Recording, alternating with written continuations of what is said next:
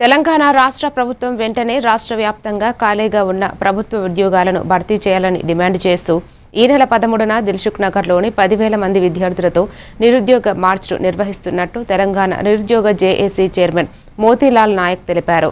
ఈ మేరకు ఓయూలోని ప్రధాన లైబ్రరీ ఆవరణలో విద్యార్థులు నిరుద్యోగ మార్చుకు సంబంధించిన పోస్టర్ను ఆవిష్కరించారు.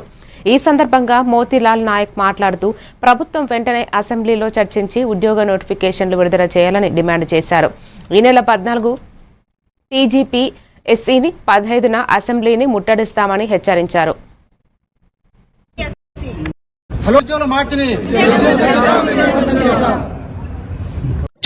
కాదు 2 సంవత్సరాలు ఓపిక పట్టినాం, 2 సంవత్సరాలు ఎదురు చూసినాం, 2 సంవత్సరాలు మీరు ఏం చెప్తే నమ్మి మేము మాట విన్నాం.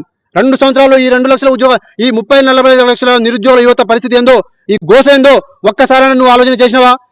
ఈ ప్రభుత్వం వచ్చిన తర్వాత అబద్ధాలు చెప్పడం, మోసాలు చేయడం, మీరు నోటిఫికేషన్ ఇవ్వకపోవడం ప్రాబ్లం కాదు, కానీ మీరు ఇస్తా అని చెప్పేసి ఆశ పెట్టి నువ్వు ఇవ్వకుండా 2 సంవత్సరాలు 2.5 సంవత్సరాలు అయిపోయి నువ్వు మీరు ఆశ చూపించి ఏదైతే మమ్మల్ని ఇంకా మా ఎమోషనల్తో ఆడుకుంటున్నారో ఇప్పటికి 16-17 మంది నిరుద్యోగులు చచ్చిపోయినారు. దీనికి కారణం కూడా నువ్వే తీసుకోవాల్సి వస్తుంది రేవంత్ రెడ్డి. కాబట్టి కోరుతా ఉన్నా, ఆ రోజు జరిగే ఆ యొక్క ఉద్యమానికి నిరుద్యోగ మార్చిని మనం విజయవంతం చేసి మన దమ్మేందో మన తడాకేందో తెలపాలని చెప్పేసి నేను ప్రతి ఒక్కరిని కూడా కోరుతా ఉన్నా.